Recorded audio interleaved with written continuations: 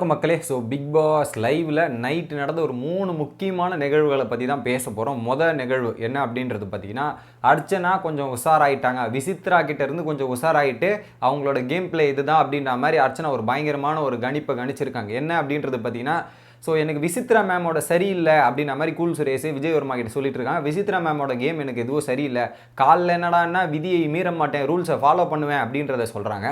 மதியம் என்னடான்னா கயிறை கட்டிட்டு அவங்க ஏற்ற மாதிரி தலையை சொறிகிறாங்க, இதெல்லாம் பண்ணுறாங்க, அதை பண்ணுறாங்க, அடிக்கடி கயிறை மாற்றிக்கிட்டு கட்டிக்கிட்டு இதை பண்ணுறாங்க. மூணாவது என்னடான்னா ரூலே மீற மாட்டேன்னு ரூலை மீறாங்க.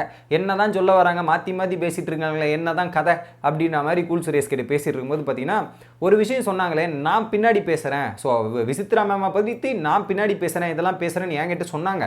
அதை மாதிரி சொன்னாங்க. நான் அவங்க என்கிட்ட என்ன சொன்னாங்களோ அதை தான் நான் பேசினேனே தவிர, நான் என்ன எனக்கும் அவங்களுக்கும் என்ன சம்மந்தப்பட்டு ஒரு கேள்விகள் இருந்தாங்களோ அதை தான் நான் பேசினேனே தவிர வேறு யாரையுமே பற்றி பேசலை, அவங்கள பற்றி நான் வேறு எதுவுமே மீன் பண்ணல. இவங்க போயிட்டு இந்த மாதிரி மிங்கிள் ஆகிட்டாங்க அப்படின்றது தான் நான் சொன்னேனே தவிர, விசித்ரா மேம் அப்படி இப்படின்றத நான் எதுவுமே சொல்லலை அப்படின்றத கிளியர் பண்ணிட்டாங்க. ஆனால் அவங்க தான் இப்போதைக்கு என்னை பற்றி அவங்க தான் பின்னாடி நிறைய பேசிகிட்டு இருக்க மாதிரி எனக்கு தெரியுது அப்படின்ற மாதிரி ஒரு விஷயத்த கூல் சுரேஷ் கிட்ட சொல்கிறாங்க. உடனே வெல்டன் மை பாய் அப்படின்ற மாதிரி சொல்லிகிட்டே இருக்க டைமில் விஜய் வர்மா யார்கிட்டயோ பேசிகிட்டு இருக்காங்கன்னு மட்டும் தெரியுது அப்படின்ற மாதிரி அர்ச்சனா சொல்லிட்டு இருக்கும்போது விஷ்ணுன்ற மாதிரி விஜய் வர்மாவும் விஷ்ணுவோட பேர் சொல்லிடுறாங்க.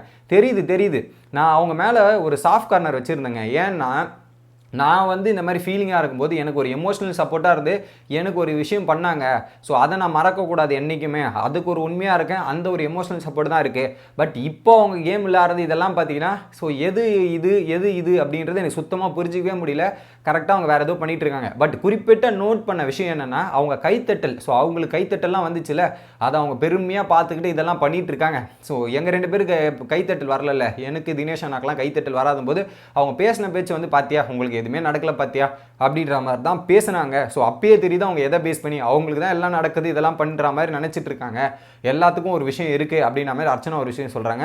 நான் வந்து எனக்கு கைத்தட்டல் வந்தப்போது கூட நான் மண்டைக்கு எடுத்துக்கல, அதை ஃப்ரீயாக விட்டு நான் டே 1லேருந்து எப்படி இருக்கணுமோ அதை தான் நான் நினைக்கிறேன். இப்போ நான் ஒரு பிரேவ் கேலாக கொஞ்சமாக இம்ப்ரூவ் ஆகிட்டேன்னு மட்டும் எனக்கு தெரியுது. பட் அவங்க இந்த மாதிரிலாம் பண்ணியிருக்காங்க அப்படின்றது எனக்கு கிளியராக தெரியுது அப்படின்ற மாதிரி ஒரு பக்கம் அர்ச்சனா விசித்ராவை கணிக்கிறாங்க அப்படின்றது தான். பின்னாடி பேசலை அப்படின்ற மாதிரி விசித்ரா சொல்லிடாதீங்க, நேற்று விஷ்ணு கிட்ட பேசினதை தான் அங்கே சொல்லியிருக்காங்க, விஷ்ணு பேசினார் அப்படின்றது தான் உண்மை, அதை மறுக்க முடியாத விஷயம். இன்னொரு பக்கம் அர்ச்சனா பாட்டு பாடும்போது கூட விசித்ராவோட மூஞ்சி, இன்னைக்கு அர்ச்சனா பாடும்போது கூட விசித்ராவோட முகத்தில் வந்து ஒரு சந்தோஷம் தெரியாது, அந்த அளவுக்கு ஒரு கடுப்பு இருக்குது அப்படின்றது மட்டும் கிளியராகவே தெரிஞ்சிருக்கு. இது ஒரு பின் குறிப்பு. ரெண்டாவது விஷயம் என்னென்னா, ஒரு பக்கம் விஷ்ணு மற்றும் பூர்ணிமா, ஸோ விஷ்ணு கேப்டனானா யாரெல்லாம் ஸ்மால் பாஸில் போடலாம் அப்படின்ற மாதிரி ஒரு டீட்டெயிலான டிஸ்கஷன் போயிட்டுருக்கு. இந்த வாரம் எலிமினேஷன் எப்படி நடக்கும், கூல் சுரேஷ் விக்ரம் போனால் அது நார்மல், விக்ரமை தாண்டி வேறு எதனா போனால் நான் போடுற பிளானிங் எதனா கனெக்ட் ஆகும் அப்படின்ற மாதிரி பயங்கரமாக திட்டத்தை போட்டு வகுத்துட்டு இருக்காரு. இதில் பூர்ணிமாவுக்கு ஒரு ரெக்வஸ்ட் என்னன்னா, என்னையும் மாயாவும் ஒன்றா போட்டுருங்க, ஸ்மால் பாஸில் போட்டால் நல்லாயிருக்கும், ஒன்றா போட்டுருங்க அப்படின்ற மாதிரி ஒரு ரெக்வஸ்ட் வச்சு பேசிகிட்டு இருக்காங்க. அதை வந்து ஒரு பக்கம் உஷாராக இருக்காரு. ஏங்க நான்லாம் உங்களை நம்பவே மாட்டேங்க, நீங்களாம் டபுள் பேஸ்ட்டுங்க, நீங்களாம் உண்மையே கிடையாது, உங்கள் மேலே எனக்கு ஒரு நம்பிக்கையே வரமாட்டுது, ட்ரூ பேஸாகவும் இல்லை, நீங்கள் என்ன தான் சொன்னாலும் நம்பிக்கையே எனக்கு வரமாட்டுது, நீங்கள் வந்து டபுள் பேஸாக தான் இருக்கீங்க அப்படின்றதான் எனக்கு தோணுதுன்ற மாதிரி ஒரு பக்கம் மூஞ்சி அழிச்சாவால் சொல்லி போடுறாரு. யாருக்கிட்டனா பூர்ணிமா கிட்ட. ஸோ அதை நான் நம்ப மாட்டேன், பார்ப்போம். உண்மையாக இருந்தால் என் மக்களுக்கெல்லாம் பிடிக்காது, யாருக்குமே பிடிக்காது, நான் உண்மையாக தாங்க இருக்கேன், அதனால தாங்க உங்களுக்கு பிடிக்கல அப்படின்ற மாதிரி ஒரு பக்கம் ஸ்கோர் பண்ணுறாங்களாமா பூர்ணிமா. இந்த ஒரு விஷயம் நடக்குது. மூணாவது நிகழ்வு என்ன அப்படின்றது பார்த்தீங்கன்னா, அர்ச்சனா மற்றும் பூர்ணிமா கிட்டே ஒரு கான்வர்சேஷன் நடக்குது. ஸோ அர்ச்சனா கிட்ட சொல்லுங்க, நான் தாங்க இந்த வீட்டில் ஸ்ட்ராட்டஜி பண்ணாமல் நேர்மையாக சூப்பராக கேம் விளையாடிட்டு இருக்கேன், ஸ்ட்ராட்டஜி பற்றிலாம் யோசிக்காமல் இதெல்லாம் பண்ணாமல் நான் இந்த கேம் அப்படியே விளையாடிட்டு இருக்கேன் அப்படின்ற மாதிரி பூர்ணிமா சொல்லுங்க. என்னது பூர்ணிமா, ஸ்ட்ராட்டஜி பண்ணலையா, டீம் அப் பண்ணலையா, இதெல்லாம் உருட்டலாம், ஆனால் இது உலகமாக உருட்டு, பெரிய உருட்டு மேலே உருட்டாக இருக்கீங்க, இவங்க எதுவுமே ஸ்ட்ராட்டஜி பண்ணலையா, நேர்மையாக விளையாடிட்டு இருக்காங்களா, இதெல்லாம் பண்ணுறாங்களாம், இதெல்லாம் என்னத்தை சொல்கிறது, எனக்குலாம் ஸ்ட்ராட்டஜினே ஒன்றும் தெரியாதுங்க அப்படின்ற மாதிரி பூர்ணிமா சொல்கிறாங்க. இதெல்லாம் நம்புற மாதிரி அங்கே இருக்குது, நம்புற மாதிரியே இல்லை, இதில் வேறு சொல்கிறாங்க அவங்க அப்படி, நான் தான் நேர்மையாக இருக்கேன், இந்த மூமெண்ட்டில் என்னவோ அதை நினச்சி தான் நான் கேம் விளையாடிட்டு இருக்கேன் அப்படின்ற மாதிரி அர்ச்சனா கிட்ட சொல்கிறாங்க. அர்ச்சனா ஆமாம் அப்படின்ற மாதிரி ஸ்ட்ராங்காக. ஆனால் நீங்கள் எதிர்பார்ப்பு வச்சுக்கிட்டு ஒரு விஷயத்த பண்ணிங்கன்னா அது எதிர்பார்ப்புலாம் நடக்காது, அந்த எதிர்பார்ப்பே இருக்காமல் இருங்க அப்படின்றது தான் அர்ச்சனாவோட அட்வைஸாக இருந்தது.